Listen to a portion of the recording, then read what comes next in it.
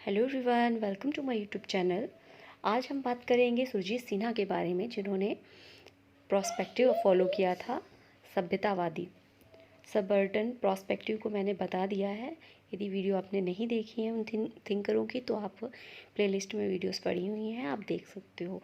Continue ये series चलती रहेगी। अभी हमने अधीनस्थ परिप्रेक्ष्य के जितने भी विचारक थे, डेविड हार्डीमैन और अंबेडकर जी और हमारे रणजीत गुहा जी को पढ़ा था, और हमने सभ्यतावादी परिप्रेक्ष्य में पढ़ लिया है हमारे जो थिंकर थे एन.के. बोस जी को। आज हम पढ़ेंगे सुरजीत सिन्हा को। यदि आपने उनकी थिंकरों की वीडियो नहीं देखी है तो आप प्लेलिस्ट में पढ़ी हैं, जाके देख सकते हैं। बहुत डिटेल में मैंने उसे समझाया है उस वीडियो के थ्रू, तो आप देख सकते हो। यदि सोशियोलॉजी की सब्जेक्ट से प्रिपरेशन कर रहे हो, एनटीए नेट की या पीजीटी की, और काफ़ी हेल्पफुल हैं क्योंकि इससे रिलेटेड क्वेश्चन बनते हैं और कंटेंट से रिलेटेड क्वेश्चन आते हैं और डीप से आते हैं। तो इन्होंने किस चीज़ में कंट्रीब्यूट किया, किस तरीके से काम किया है, ये सब चीज़ें जानना बहुत इंपॉर्टेंट है। बुक भी आती हैं, बुक्स भी मैंने उनके साथ प्रोवाइड करा रखी है, तो वो भी आप देख सकते हो। तो चलिए वीडियो स्टार्ट करते हैं। आज हमारा जो टॉपिक, तो चलिए स्टार्ट करते हैं अपनी वीडियो। सुरजीत सिन्हा जो थे रॉबर्ट रेडफील्ड के शिष्य, और इन्होंने जो कार्य कंट्रीब्यूट किया था भारत में किया था। इन्होंने अपना वर्क भारत में किया, और इन्होंने 12 भूमि के जो भूमिज और बस्तर की जो जनजातियां थीं और जाति व्यवस्था पर इन्होंने कार्य किया था। भूमिज के बारे में इन्होंने जो भूमिज हिंदू अंतःक्रिया, जाति जनजाति सातत्य, जनजाति कृषक सातत्य, जनजातियों और जातियों में सामाजिक गतिशीलता और आंदोलन, जनजाति एकजुटता संबंधी आंदोलन, मसीहा आंदोलन जैसे अनेक विषयों पर लेख भी लिखे थे। जो भारत के जो प्रतिष्ठित मानवशास्त्री पत्रिकाएं थीं, उसमें जैसे Man in India, Eastern Anthropologist और Journal of Asiatic Society, Journal of American Folklore में इन छापी गई थी। सिन्हा के जो अध्ययन क्षेत्र रहा वो रहा मध्य भारत, और जिसमें इन्होंने परगना 12 भूमज का अध्ययन किया। भारत में संस्कृति जो थी, वहाँ इन भारत की संस्कृति में अपनी रुचि जागृत की। पहले ये मार्क्सवादी कहे जाते थे, मतलब इनका जो शुरुआती दौर था जब इन्होंने लेखन कार्य स्टार्ट किया था, तो इन्होंने मार्क्सवादी परिप्रेक्ष्य को फॉलो किया शुरुआत में। लेकिन जब रविन्द्रनाथ टैगोर और महात्मा गांधी के मतलब उनके संपर्क में आए, तो इन्होंने भारतीय संस्कृति की ओर रुझान पैदा किया और यहाँ पे कंट्रीब्यूट किया और कई सारी पुस्तकें लिखी। और इनके जो कार्य थे, इन्होंने जो योगदान दिया, उन्होंने लेखन में बहुत से योगदान दिए। जैसे रेडफील्ड के प्रभाव में आकर इन्होंने ग्रामीण सभ्यता के तत्व को आदिवासी समाज में जो ढूंढने का प्रयास किया। इन्होंने जो गांव की सभ्यता थी उसको आदिवासी, जहाँ आदिवासी रहते थे वहाँ क्षेत्रीय कार्य इन्होंने किया। वहाँ पे उनकी संस्कृति में, उनके वातावरण में, उनके माहौल में उस चीज़ को ढूंढने का प्रयास किया जो ग्रामीण क्षेत्रों में मिलती थी।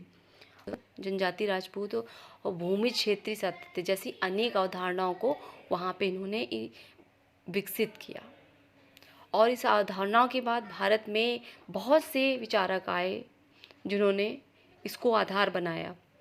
और फिर जो सिन्हा जी थे, सिन्हा जी ने रेडफील्ड की लोक कृषक नगरीय सातत्य की धारणा को अपनाते हुए भारत में जनजाति संस्कृति की, कृषक संस्कृति की दिशा में हो रहे परिवर्तन के विचार की भूमिज हिंदू अंतःक्रिया के अपने अध्ययन के आधार पर पुष्टि की। सिन्हा का कहना है कि कुछ महत्वपूर्ण सांस्कृतिक भौतिक तत्व का जाति और जनजाति में समान रूप से वितरण होता है। उसमें जीवन शैली में समानता होती है, उनके रहने सहने में समानता होती है, और इन्हीं बीचों में अंतःक्रिया का परिणाम हुआ है कि जो दोनों में एक दूसरे की आदान प्रदान होने लगा, चीज़ों का, संस्कारों का। जनजातीय की सातत्य पर उन्होंने विचार व्यक्त किए। जो बुक लिखी उसमें इन्होंने भारत की अनेक निम्न जातियों में जनजातियों के कुछ लक्षण समान रूप से देखने को मिले। उन्होंने ऐसा कहा, जैसे अपने ही जाति वर्ग में सामाजिक व्यवहार में समानता पर बल, महिलाओं के लिए सांस्कृतिक सहभागिता जैसे नृत्य, संगीत, सभी यथेष्ट जो स्वतंत्रता होती है, अति नैतिकता की, भावना से अत्यधिक दबी हुई है। उनमें मूल्यों में व्यवस्था है, जाति जनजाति में समान रूप से देखने को मिलती है। इन जातियों को अलौकिकवाद या जैसे देवी शक्तिवाद के पर विश्वास था, और इनके विशेष लक्षण ये हैं कि वे समान रूप से एक दूसरे पर विद्यमान रहते हैं, और देवी देवताओं की भी प्रतिमाएं पाई जाती हैं, और इसमें अलौकिक शक्ति में तत्व एक जैसे होते हैं, पर बहुत ही ऐसे कम लक्षण हैं जो अलौकिक हों। सिन्हा ने कुछ समाज जो वैज्ञानिक थे उनके विचारों को एक्सेप्ट नहीं किया। उन्होंने कहा कि भारत में जनजातियां जो हैं धीरे धीरे जाति व्यवस्था में विलीन हो रही हैं, ये सही नहीं है। ऐसा नहीं है, क्योंकि जाति जो है परिस्थिति, जनांकीय, अर्थव्यवस्था, राजनीतिक और सामाजिक व्यवहार में निर्जातिक समूह से बिल्कुल पृथक है। उनकी यह ऐतिहासिक छवि ही जनजातियों को हिंदू जातियों से अलग करती है और इन्हें एक जनजाति पहचान देती है। सिन्हा ने जनजाति या कृषक सातत्य में के संदर्भ में बिहार की एक जाति भूमिज के हिंदूकरण की प्रक्रिया के संदर्भ में अपने लेख लिखे। इन लेखों में उन्होंने देश थे उनके राज्यों, सामाजिक गतिशीलता के दबावों और मध्य विशेषज्ञों जैसे पुजारियों, जो तांत्रिक थे आदि का सांस्कृतिक क्रियाकलाप के सामाजिक ताने बाने में प्रदर्शित सार्वभौमिकरण और सांस्कृतिक स्वयं की प्रक्रिया का विश्लेषण किया। इन्होंने आंद्रे बेत्तेई की जो पुस्तक थी जातियां पुरानी और नई की समीक्षा करते हुए सिन्हा ने जातियों की बदलती हुई भूमि को रेखांकित किया और कहा कि एक पारंपरिक व्यवस्था के रूप में जातियों की भूमिका अब सीमित हो गई है तथा संयुक्त निगम समूह के रूप में आजकल नवीन राजनीतिक एवं आर्थिक भूमिका अदा करने लगी हैं।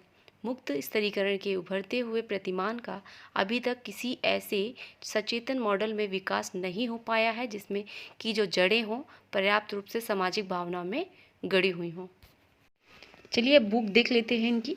सुरजीत सिन्हा की बुक्स बहुत इंपॉर्टेंट है क्योंकि बुक्स एग्ज़ाम में ज़रूर पूछी जाती हैं। आप एनटीए नेट की हो या फिर प्री-जीटी का या आप जीआईसी लेक्चरर का एग्ज़ाम दे रहे हो तो बुक्स तो कंपलसरी है, और बुक्स के थ्रू आप उसके कंट्रीब्यूट को भी अंडरस्टैंड कर सकते हो कि उन्होंने क्या क्या कंट्रीब्यूट किया है और किस नेचर में किया है, मतलब किस प्रोस्पेक्टिव से उन्होंने किस पृष्ठभूमि को तैयार किया है। तो चलिए देख लेते हैं book media and nature of Hindu Bhumij interaction journal of the Asiatic society letter and science. ये लिखी थी 1957 में। Change in the circle of festival in a village journal of social research. ये बुक लिखी थी 1965 में। Tribal caste and tribal presents continuum in central India man in India 1965 में।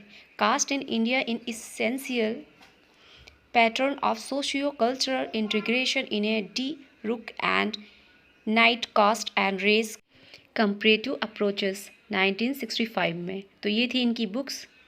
Next video में हम बात करेंगे अपने अगले प्रोस्पेक्टिव को, जो है हमारा कल्चरल प्रोस्पेक्टिव, जिसमें हम योगेंद्र सिंह के बारे में बात करेंगे। और भी जो वीडियो मैंने डाली है सबऑर्डिनेट प्रोस्पेक्टिव की, यदि आपने नहीं देखी हैं तो उसे भी विजिट करें और उसे भी देखें, प्रिपरेशन करें, और वीडियो अच्छी लगी हो तो लाइक करें। और इसी तरह हमारे चैनल से जुड़ने के लिए हमारे चैनल को सब्सक्राइब करें और शेयर करें। Thanks for watching.